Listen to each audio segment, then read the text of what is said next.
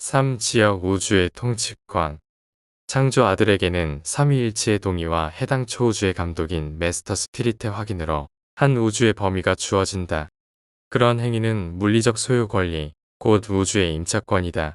그러나 미가엘 아들이 자체 한정적인 초기의 통치자 단계에서 벗어나 스스로 획득한 체험된 최상의 통치권으로 올라서는 것은 우주를 창조하고 육신화로 자신을 수여하는 작업에서 그 자신이 직접 체험한 결과로서 오게 된다. 자신의 수요로 얻는 통치권을 성취하기 전까지 그는 우주 아버지의 대관으로서 통치한다. 창조 아들은 언제라도 자신의 창조에 대한 완전한 통치권을 주장할 수 있지만 현명하게도 그렇게 하지 않는다. 만약 생명 존재로 자신을 수여하는 일을 통과하기 전에 획득하지 못한 최상의 통치권을 갖게 된다면 그의 지역 우주에 거주하고 있는 파라다이스 퍼스널러티들은 철수할 것이다. 그러나 이런 일은 시간과 공간을 통틀어 결코 일어난 적이 없다. 창조자인 사실은 완전한 통치권을 내포하고 있지만 미가엘들은 그것을 체험으로 얻기를 선택하며 이렇게 지역 우주 행정에 파견된 모든 파라다이스 퍼스널러티들의 온전한 협조를 얻는다. 우리가 아는 한 어떤 미가엘도 다르게 행한 적이 없다. 그러나 그들은 모두 가능하다. 그들은 진정으로 자유의지를 가진 아들들이다. 한 지역 우주에서 창조 아들의 통치권은 6단계, 아마도 7의 체험적 명시의 단계를 거친다. 이 여러 단계는 다음 순서로 나타난다. 1. 초기의 대리 통치권. 창조 아들이 관계된 창조 영이 퍼스널 자질을 얻기 전에 혼자서 행사하는 임시 권한. 2. 합동 대리 통치권. 우주 어머니 영이 퍼스널러티를 성취하기까지 그 파라다이스 쌍이 합동으로 하는 통치. 3. 증대되는 대리 통치권. 창조자가 생명 존재로서 7번 자신을 수여하는 시기 동안에 높아지는 지휘권. 4. 최상 통치권. 7째 수여를 마치고 나서 얻는 안정된 권한, 네바돈에서의 최상 통치권은 유란시아에서 미가엘의 수여가 완료된 시점부터 시작된다. 이 단계는 바로 너희의 행성 시간으로 1900년이 조금 넘게 지속되고 있다. 5. 강화되는 최상 통치권. 생명 존재가 사는 다수의 영토가 빛과 생명 속에 정착할 때 생기는 발전된 관계. 이 단계는 너희 지역 우주가 아직 이르지 못한 미래에 속한다. 6. 삼위일체의 통치권. 지역 우주 전체가 빛과 생명에 정착하게 된 뒤에 실행된다. 7. 밝혀지지 않은 통치권. 미래 우주 시대에 알려지지 않은 관계들. 계획된 한 지역 우주를 초기에 대리 통치할 것을 받아들일 때 창조자 미가엘들은 7번 생명 존재로 자신을 수여하는 일을 완료하고 초우주 통치자들에게 인가받기 전에는 최상의 통치권을 행사하지 않겠다고 삼위일체에게 서약한다. 그러나 만약 미가엘 아들이 그런 미획득한 주권을 자유로 주장할 수 없다면 그러한 주권을 주장하지 않겠다고 맹세하는 것은 아무 의미가 없을 것이다. 자신을 수여하기 이전 시대에도 그의 영역 중 어디에서도 아무런 불화가 없다면 창조 아들은 사실상 거의 최상으로 그의 영역을 다스린다.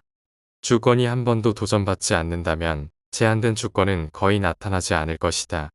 반란이 없는 우주에서 자신의 수여가 있기 전에 창조 아들이 행사하는 주권은 반란이 있는 우주보다 조금도 크지 않다. 그러나 첫째 경우에는 주권에 대한 제한이 명백하지 않다. 둘째 경우에는 주권 제한이 명백하다. 창조 아들의 권한이나 행정이 언제라도 도전받거나 공격받거나 위태롭게 되면 그는 자신이 창조한 것들을 지원하고 보호하고 지키고 필요하다면 회복할 것을 영원히 서약한다. 그런 아들들은 오직 자신이 만든 생명 존재들이나 자신이 선택한 높은 존재들에 의해서만 고통이나 시달림을 받을 수 있다. 그러나 더 높은 존재들, 곧 지역 우주보다 더 높은 수준의 기원이 있는 존재들이 창조 아들에게 폐를 끼칠 가능성은 낮다고 추측하며 이는 사실이다. 그러나 그들이 선택한다면 할 수 있다. 미덕은 퍼스널러티와 함께 자발적으로 나타난다. 의로움은 자유의지 생명 존재들에서 자동으로 나타나는 것이 아니다. 수여 생애를 마치기 전 창조 아들은 자발적으로 일정한 제한을 두고 통치한다. 그러나 자신을 수여하는 봉사를 마친 후에는 다양한 형태와 모습으로 생명 존재의 삶을 살아본 체험을 바탕으로 다스린다. 창조자가 그의 생명 존재들 가운데 7번 머무르는 수여 생애를 완료했을 때 그의 우주 권한이 최상으로 정착된다.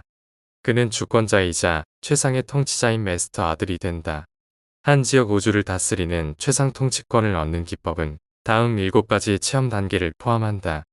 이 관련된 단계에서 생명 존재와 똑같은 모습으로 육신화하는 수여 기법을 통해 7생명 존재의 수준으로 살아보는 체험.